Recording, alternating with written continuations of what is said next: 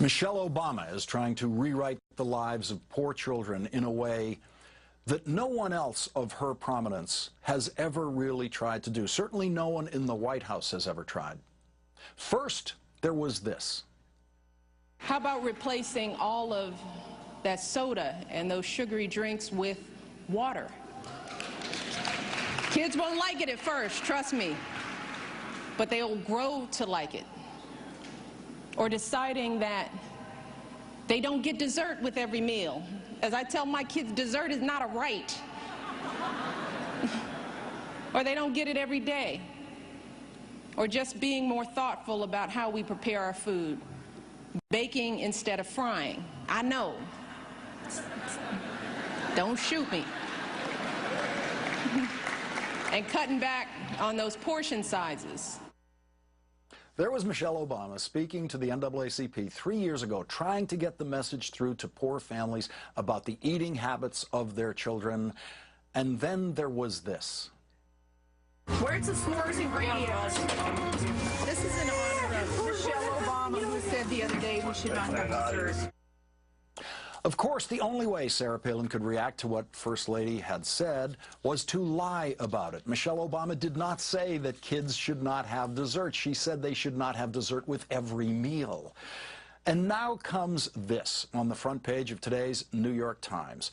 The obesity rate among preschool-age children from poor families fell in 19 states and United States territories between 2008 and 2011, federal health officials said Tuesday. The first time a major government report has shown a consistent pattern of decline for low-income children after decades of rising rates. Children from poor families have had some of the nation's highest rates of obesity. In other words, the First Lady's campaign is working. Parents of poor children are listening to her.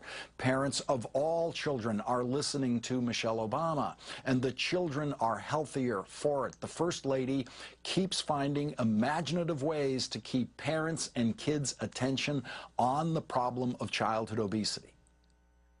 Ladies and gentlemen, in honor of the First Lady's Let's Move campaign and to encourage parents everywhere to get up and get moving with their kids, we present to you the evolution of mom dancing.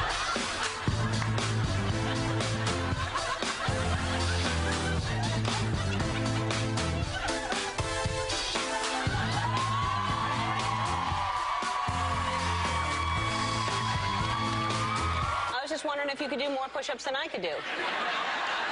You know, it depends on how your back is. I know you've got these back issues. No, no. No, no. 13, 14.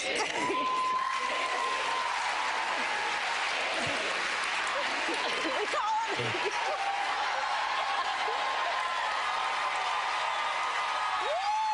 I want to get some exercise, so I'm going to take a walk around Sesame Street. Oh, well, if Mrs. Obama exercises, Elmer wants to exercise too. Yay, exercise! If you want your child to have healthy habits, practice healthy habits too, because you're your child's best role model. Obama haters, of course, have been unimpressed.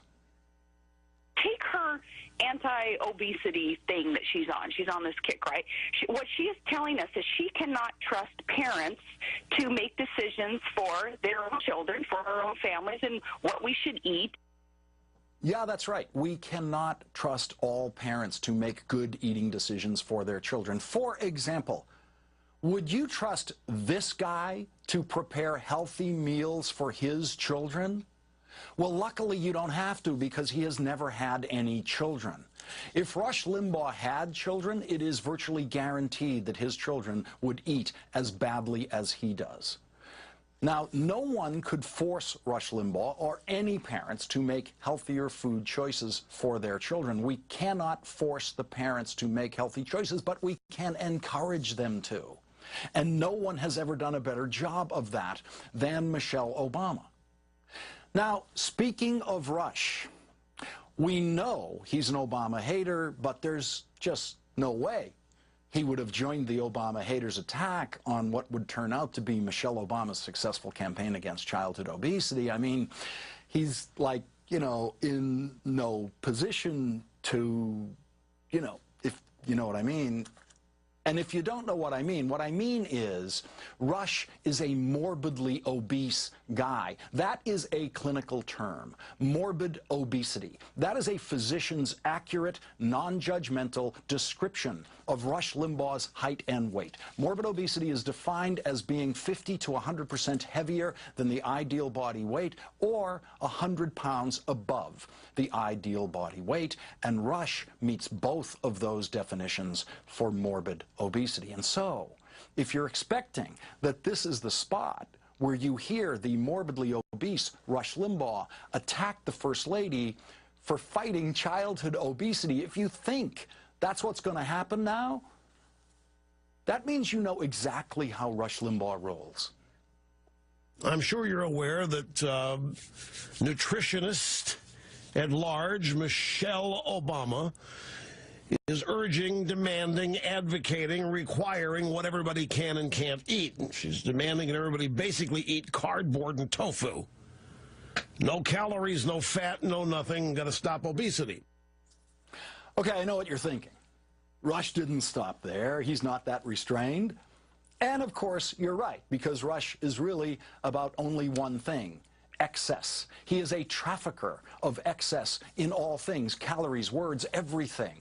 Now, I am going to let you listen to a little bit more of what Rush had to say, but I urge you to listen to it for the outrageous comedy bit that it is. Please don't make the mistake of taking it seriously the way Rush does. He is a joke, performing a joke that he doesn't know is a joke.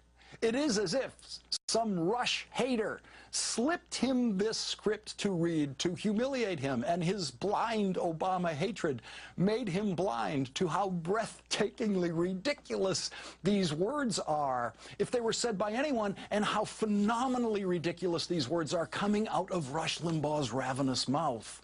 The most morbidly obese commentator in the history of politics actually said this.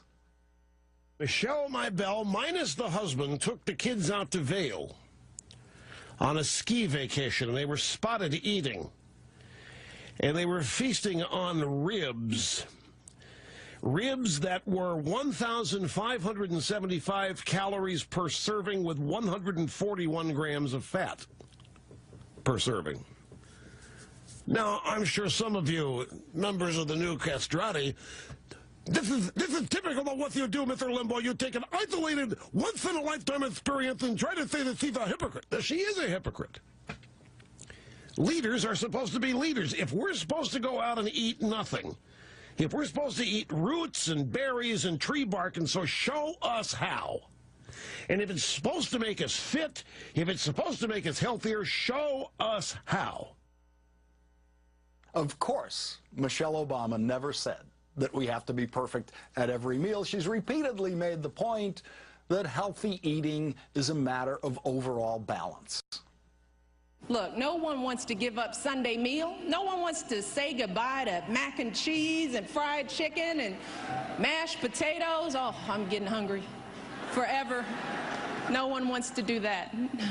Not even the Obamas, trust me.